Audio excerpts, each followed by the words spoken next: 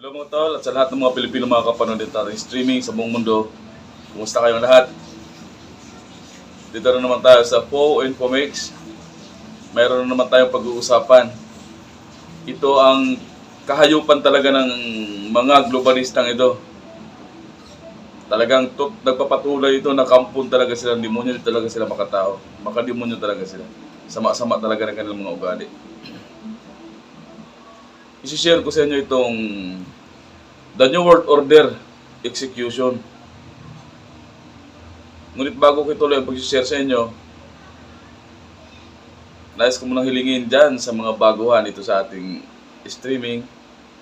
Paki-like, paki-share at paki-subscribe naman para magiging updated din kayo sa mga susunod nating videos na ilalabas dito sa ating. So ngayon mga tol, kahit alam kong tagilid ako dito, hindi ako natatakot i-share sa inyo itong kung paano nila ipapatupad itong bagong batas. Hindi makataong konstitusyon, makademonyong konstitusyon. Babasahin ko lang mga tol ha. Hindi, dito pala sa pagbasa ko na to, talagang tagilid na ito, pero hindi ako matatakot. Nagsasabi lang ako ng totoo.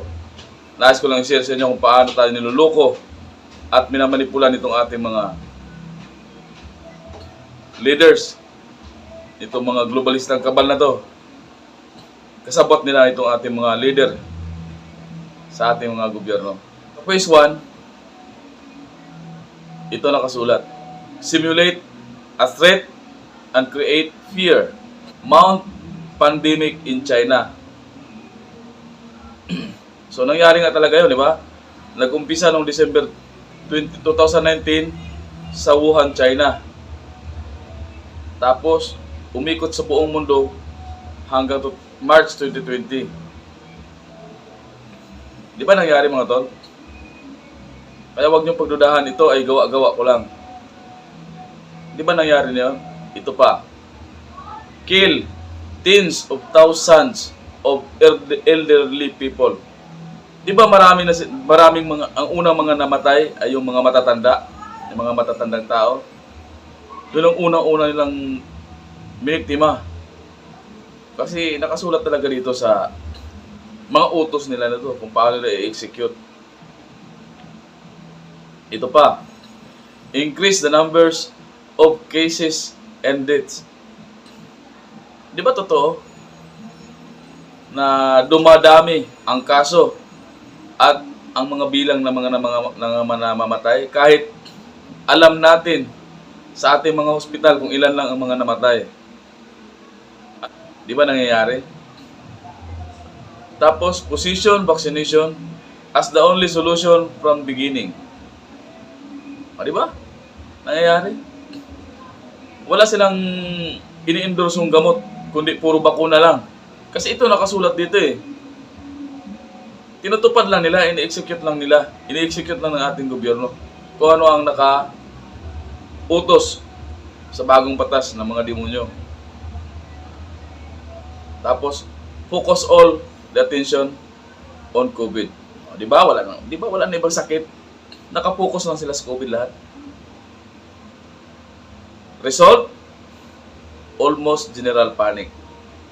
Di ba? Halos lahat tayo nagpapanik. Iilan na lang kami na hindi natatakot, hindi kami nagpapanik. Dahil alam namin na talagang kalokohan ito. Sa phase 2, sow the tares and division. Mula March 2020 hanggang December 2020. Ito ang unang ginawa nila. Impose multiple unnecessary, liberticidal, and unconstitutional coercive measures. Di ba? Nangyari yun. Lahat ng mga nakasulat dito, lahat ng mga binasa ko dito, nangyari na. Kasi nasa phase 5 tayo, malapit na tayo sa katapusan ng kanilang timetable. Nangyari na yun. Baka nga itong taon na ito. Kaya kailangan na talaga natin kumilos. Magkaisa na tayo. Makiisa tayo habang ang buong mundo ay nagkakaisa. Yung buong mundo ay talagang nag-rally na sila. lumabas na sila sa kanilang mga tahanan. Pinipigilan nilang mangyari itong maging totoo, maging makatotohanan itong mga nakasulat dito sa bagong batas ng mga demonyo. Tapos ito, paralyze trade and economy. O, di ba nangyari niyo? Na-paralyze na yung trade and economy tuwing magla-lockdown. Ilang beses nag-lockdown sa loob ng isang taon na yun, 2020 hanggang 2021. Na-paralyze yung ekonomiya. Dumanas tayo ng hirap. Lahat ng mga bilihin nagmahal. Maraming mga tindahan na malilit ang nagsara. Kasi yun talagang gusto lang mangyari. Ito. Observe the submission of majority and resistance of a rebellion's minority. Sa iba't ibang panig ng mundo, marami na ang nagre-resist. Dito lang sa atin ang wala. Ngayon lang kami. Ngayon lang tayo nag-resist. Ngayon lang tayo nag-alsa. Kaya itong ating gobyerno ay talagang hibang na talaga mga ulo ng ating gobyerno. Ito pa. Stigmatize the rebels and create horizontal division. Kita nyo? Mayroon bang mga rebelde na nagkilos protesta katulad ng ginawa namin sa Gising Maharlika? Mayroon bang mga rebelde na nag-oppose nitong vaccination drive ng ating gobyerno? Mayroon ba? Di ba wala? Kasi sila, produkto din sila ng United Nations. Huwag kayong magagalit dyan, mga kapwa ko, Pilipino na nandyan sa taas. Kasi yan ang katotohanan. Hindi namin kayo narinig na nag-uupos kayo ngayon sa ginagawa ng ating gobyerno. Wala kayo. Kahit nga itong human rights advocates namin, lalo-lalo sa Childokno, pro-bakuna. Mas gugustuhin pa niyang bakunahan lahat ng mga Pilipino. Lahat ng mga tao. Baka naman siguro nakakatanggap din. Baka may ano din. Kaya ganon. Censoring dissident leaders. Sa tuwing mayroong magpapalabas ng katulad mga ginagawa namin sa social media, ako nakailang YouTube channel na ako, nakadalawa na po. Ilan pa lang subscribers ko, nag-uumpisa pa lang ako. Kasi palaging ganito yung mga topic ko, kontra sa tusok-tusok na ito. Yung dalawang channel ko, goodbye na. Pag magpupost na ako sa Facebook, censored, fact check, false. Yun. Kaya, totoo talaga nangyayari yung mga binasa ko dito. Punish disobedience. Maraming mga doktor ang tinatakot nila pag hindi sumunod sa gusto nila. Tapos, generalize PCR test. Wala na ibang ginagamit noon, nung nakaraang buwan, nakaraang taon. Puro PCR test na lang. Kahit kayong ubo sipon, PCR test. Tapos, create confusion between cases, infected, sick, hospitalized, and dead. Nililito tayo.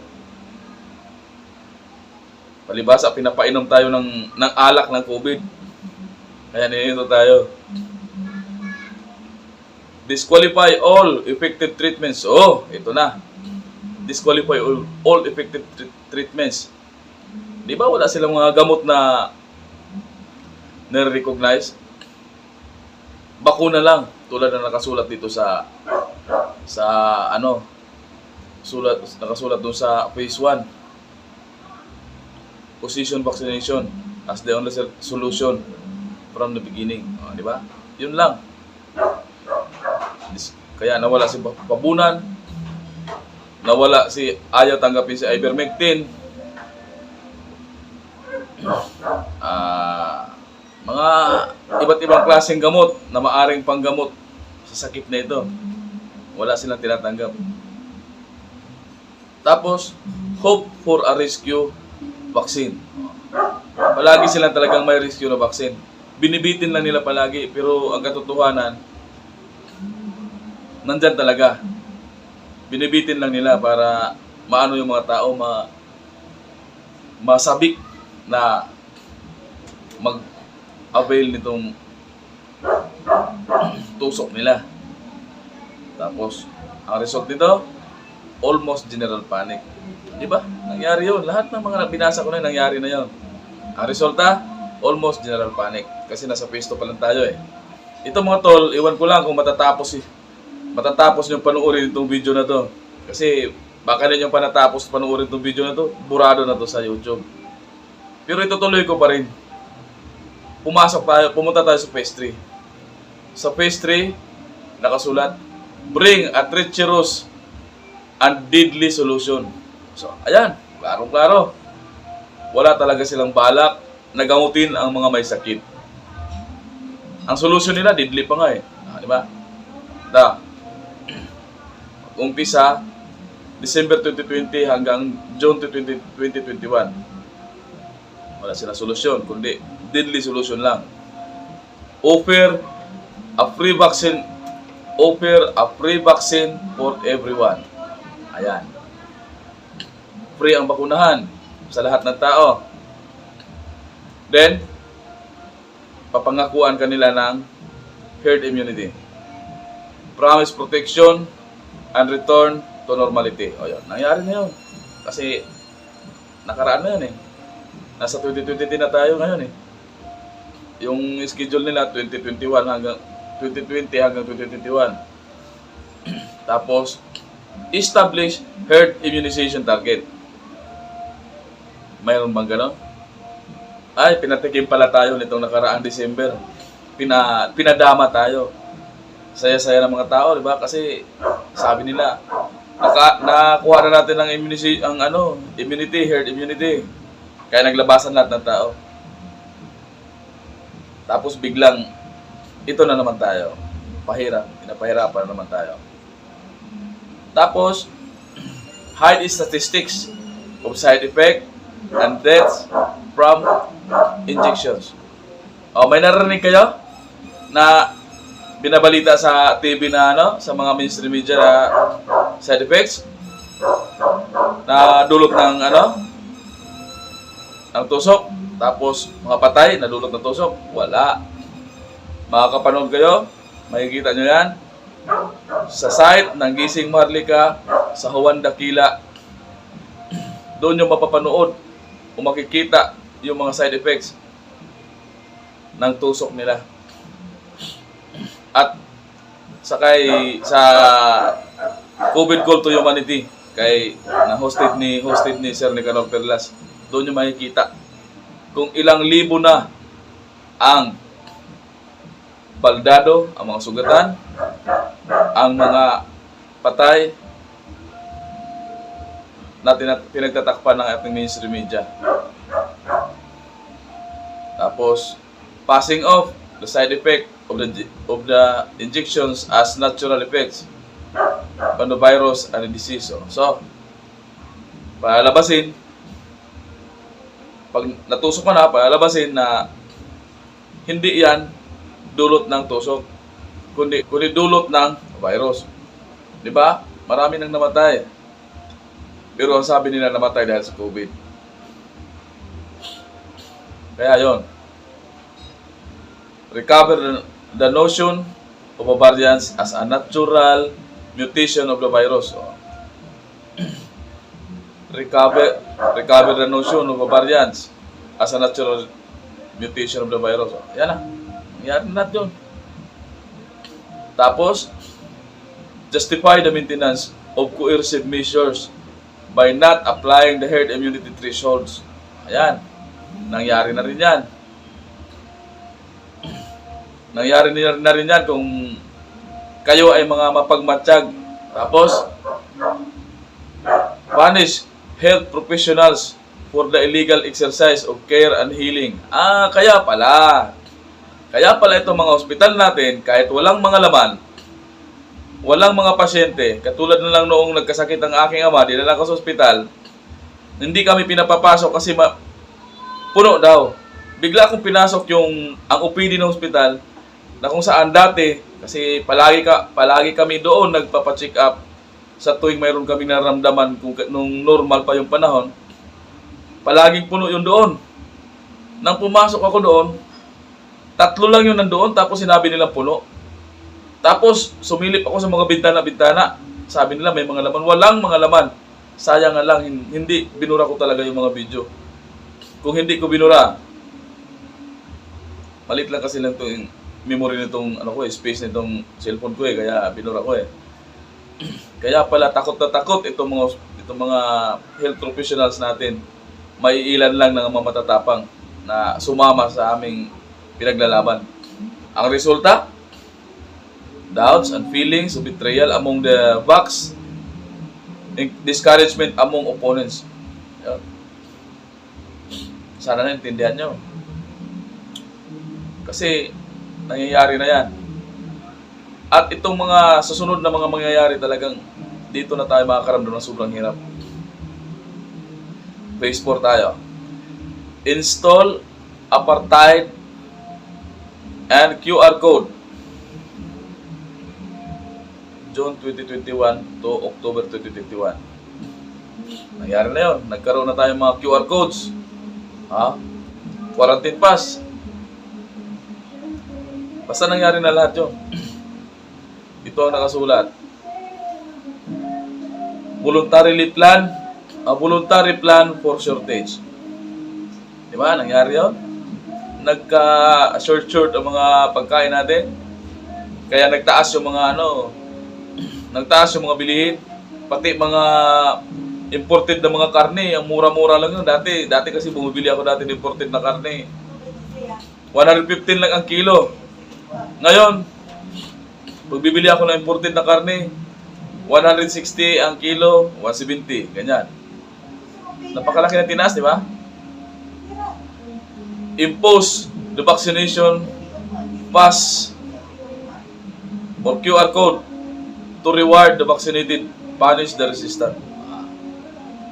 Impose the vaccination pass. So ito na ginagawa ng ating gobyerno ngayon. Unvaccinated, hindi makakalabas. Ang makakalabas lang yung mga may bakuna, kaya hinahanapan na ng vaccine card. Yun naman, di ba? Labag na labag yan sa ligang batas ng Pilipinas. Labag na labag yan sa human rights. Lalo-lalo na sa Right to Life Act sa Section 2. Labag na labag talaga yan. Kaya nga sabi ko, makademonyo na talaga itong batas na ito. Hindi na itong batas na makatao. Nagaling mismo yung pag-iisip na bigay ng Diyos na may lalang sa atin. Create the apartheid of the privilege against the other. Ayan. Create the apartheid. Grabe. Napakahirap. Pero nangyayari na yan Wala tayong magagawa na lang natin. Mag-oppose tayo hanggat kaya pa. Take away the right to work. Ayan na. Diyan sa mga magulang na nagmamagaling, na ayaw makinig sa sinasabi ko, na pati pag-aaral ng mga bata ay sabutahiin, hindi magkakaroon ng face-to-face classes. Kasi ito, nakasulat na nga Take away the right to work or study from the non-vax. Ayan. Ang magkakaroon lang ng face-to-face classes ay yung may mga bakuna ang binibigyan ng karapatan. Diba? Makademonyo talaga. Tapos, withdraw basic services to the non-vax. Ayan na. Tayo mga hindi bakunado, inaalisan nila tayo ng karapatan sumakay sa mga public services, public transports, pumasok sa mga malls, pumasok sa mga fast foods, restaurants, kahit ng mga sa tabi-tabing kantin dyan, nagbabawal na rin yung iba. Sunod ng sunod. Wala namang alam kung ano yung pinapagawa sa kanila. Tapos, impose PCR payment test on non-vax. Ito, tapos ang resulta, first stage of digital control, impoverishment of opponents. Diba? Digital control. Sinabi doon, kasulat. Stage 1 of digital control, impoverishment of opponents. Tayo mga anti-bakuna, ito mangyayari sa atin. Ito ang nakakatakot sa phase 5. Establish chaos and martial law. Ang timetable nila, November 2021 to March 2022. Kaya pala itong ating presidente ngayon ay parang gumagawa talaga ng paraan para makapag-deklara siya ng martial law. Ay pagsabuatan itong ating MMDA at lahat ng mga mayors. Nako, MMDA, kung napanood mo lang yung sinabi na Atty. Tanya Lat, ikaw Mr. Abalos, tarantado ka. Ikaw muli sa akin, subukan mo. Muli kitang hinahamon. Sana makarating to sa'yo. Subukan mo akong hulihin. Ikaw ang huli, huwag kang magdala ng mga pulis. Tingnan natin kung saan tayo makarating. Sumusobra ka na, wala kang karapatang gumawa ng resolusyon.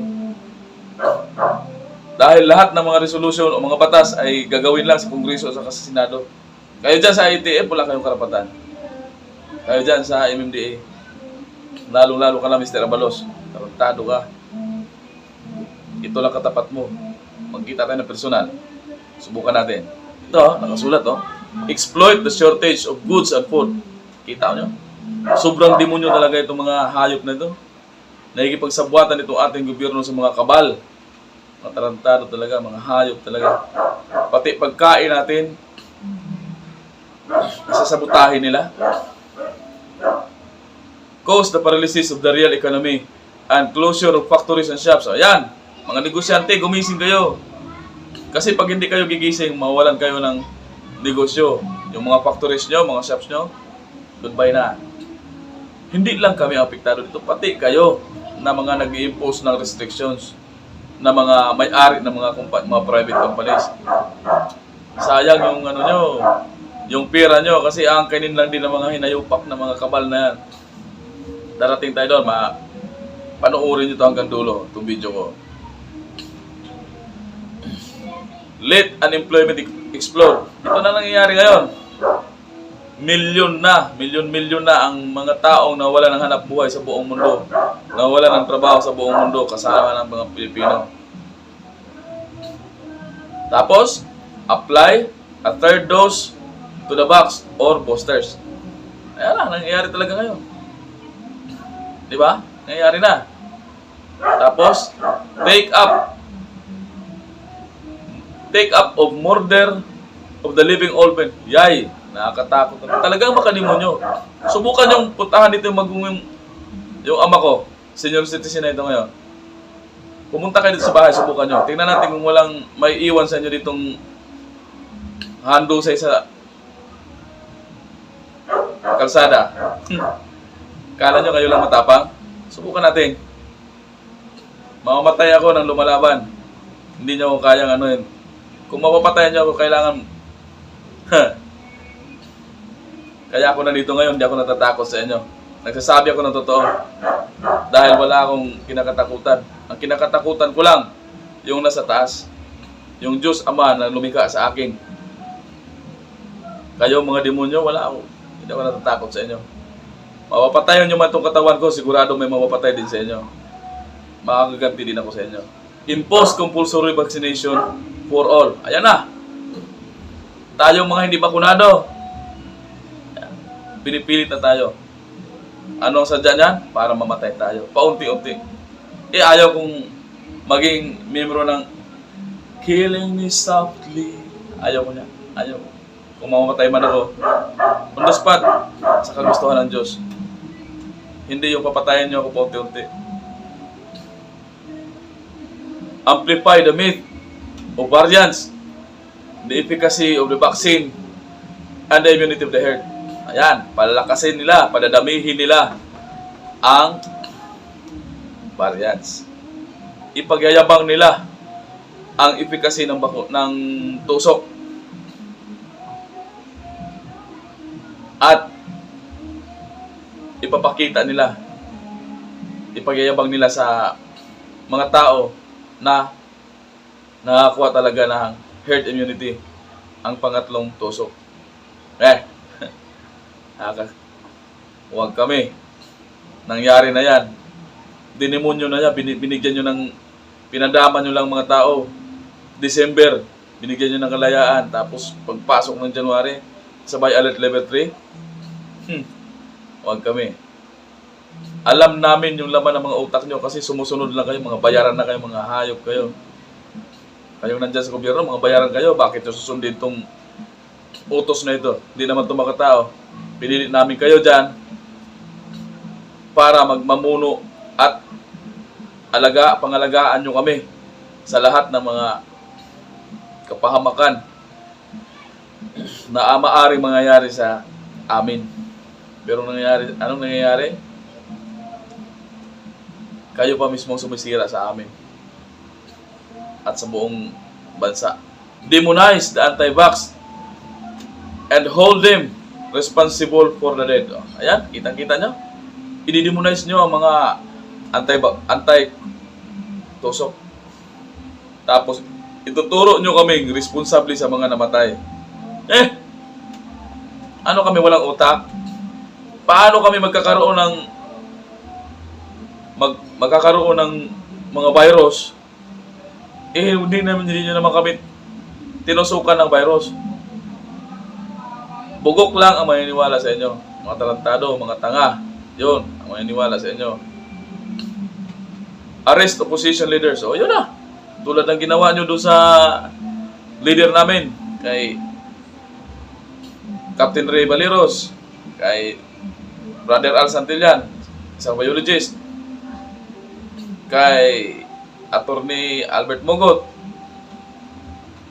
sa asawa ni Captain Ray, at sa dalawa pa namin kasama na hinuli nyo sa pilitan. Kasi nakasulat dito. Tapos, impose digital identity on everyone. Ayan na. Pinipilit nyo na sa buong Pilipina na magkaroon ng national ID. Doon na nakasulat lahat.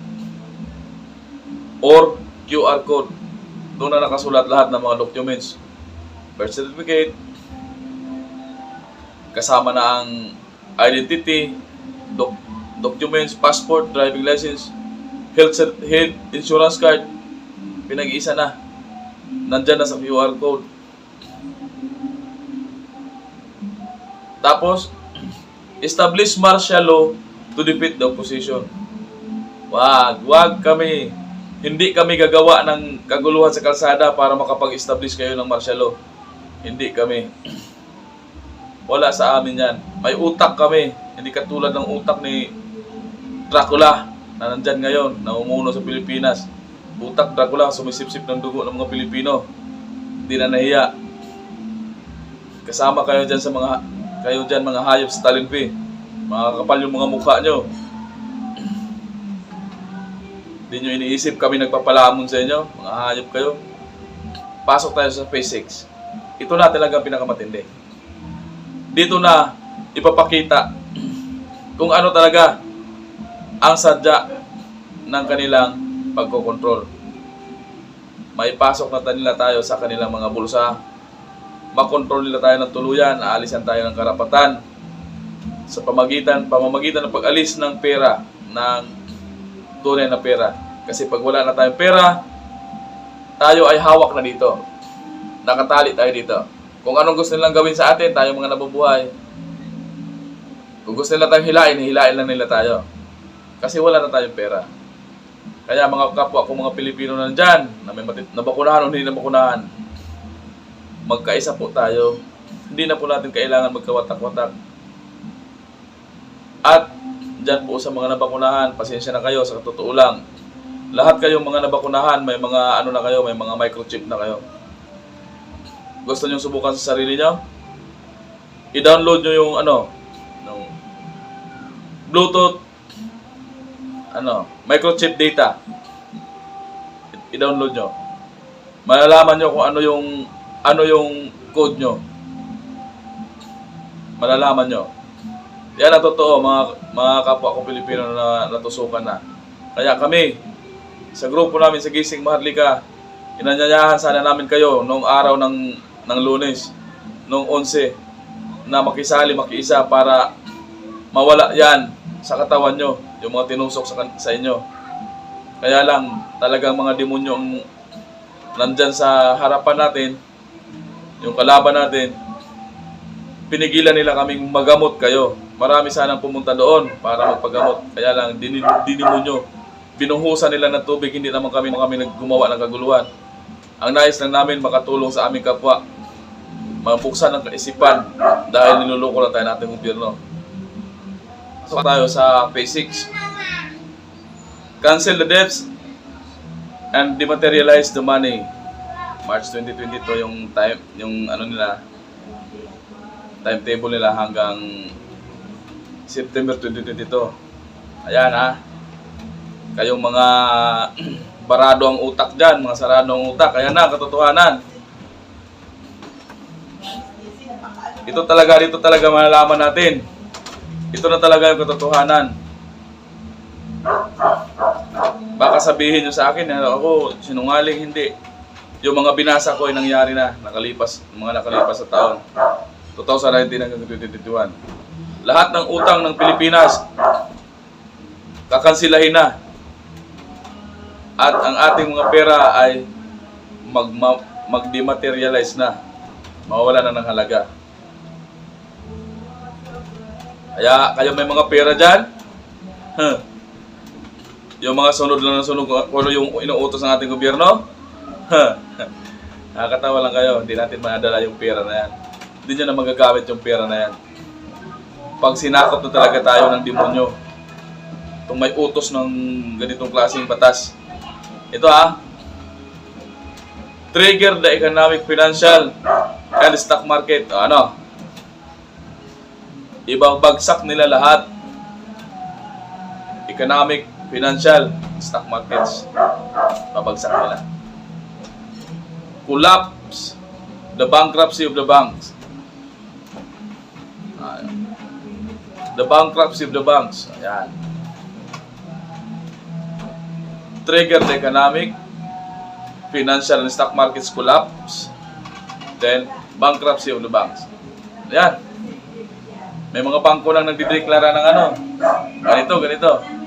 Nagpapahalata na, nauuna na ng konti. Hindi pa nga, sa bagay, malapit na eh. March 2022 yung ano eh. Yung umpisa eh. Tapos, to rescue the losses of the banks in the accounts of their clients. O, ayan. Kayo may mga pera sa bangko, ipagpalit nyo na yan sa ibang bagay na pwede nyo mahawakan. Kasi darating ang araw na pati yung mga lupa nyo, sarili nyo mga titulo ng mga lupa nyo, bahay natin. Ang matitira lang sa atin, damit. Kung ano yung suot natin, yun na lang ang atin. Kasi nakasulat dito eh. Then, activate the Great Reset. Ayan. Tapos, dematerialize the money. Cancel all debts, loans, and credits. Ayan. Tapos, impose the digitalization portfolio or digital wallet. Ayan. Wala na tayong perang hawak. Pag nangyari yan, hawak na tayo din sa liig. Nakakalita na yung league natin. Kung anong gusto nilang mangyari, itali na yung tali, yung lubid, hilahin tayo pabapataas, wala tayo magagawa kasi hawak na sa league eh. Hanggang sa mamatay tayo. Gusto niyo ba mangyari yun? Alam kong marami sa inyo hindi maniniwala, mga kapwa ko Pilipino, pero talagang mangyayari yan. Kung papabayaan na natin silang ipagpatuloy nilang kanilang kadimonyohan. Ito ang pinakamatindi. Seize properties and land. O, ayan ha. Ayan. Pati properties nyo. Bahay, lupa, sasakyan, kukunin sa inyo. Yan na yung pinapatalas na sila sa YouTube na 2030, you own nothing but happy. Akala ko 2030 pa ito gagana. Gusto lang ipatupad, hindi pala, 2022 lang pala. Ayan. Baka iniisip nyo, nagsisinungaling ako. Hindi. Hindi ako nagsisinungaling dahil hindi ako sinungaling na tao. Kaya nga ako hindi natatakot eh. Kasi wala akong pinagtatakpan eh. Wala akong dapat itago eh. Ayan pa ha. Ban all global medicines. Pag nagkasakit tayo, wala na tayong gamot dahil ibaban nila lahat. Talagang kahayupan ang gagawin nila. Demonyo talaga yung may pakana nito. Wala silang pakialam kung tayo man ang matamaan. Hindi nila iniisip kasama sila sa matatamaan. Tapos ito, confirm the obligation to vaccinate semi-annually or annually. Grabe talaga. Ang sama ng mga tao na ito. Sobra talaga. Habang buhay tayo, habang buhay ka na binakunahan, hindi ka nila titigilan hanggat hindi ka bumigay. So yun, mga tol, mga kapwa ko Pilipino, sana naintindihan nyo. Katotohanan lang po yung sinisiwalat ko dito. Binasa ko po yung order ng gawa ng mga demonyo. Hindi na sila makatao, kaya please lang, gumising kayo. Magkaisa tayong lahat. Buong mundo. Tigilan natin sila. Pigilan natin sila. Pigilan natin sila. Suportahan nyo kami sa aming pinaglalaban. Sa Gising Maharlika, sa Juan Daquila. Tapos yung mga expose ni Sir Nicanor Perlas, suportahan nyo sila. Tapos yung CDCPH, suportahan nyo po.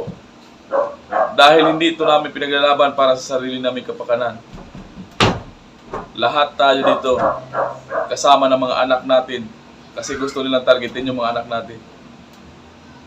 Dahil alam nyo ba, papatayin nila tayong lahat at papalitan nila ng human robot. Mayroon na silang mga naimbentong robot ngayon na kayang manganak, gumawa ng sariling anak, katulad ng normal na tao. So yun lang mga tol, sana naintindihan nyo kung ano yung nais kong i-share sa inyo.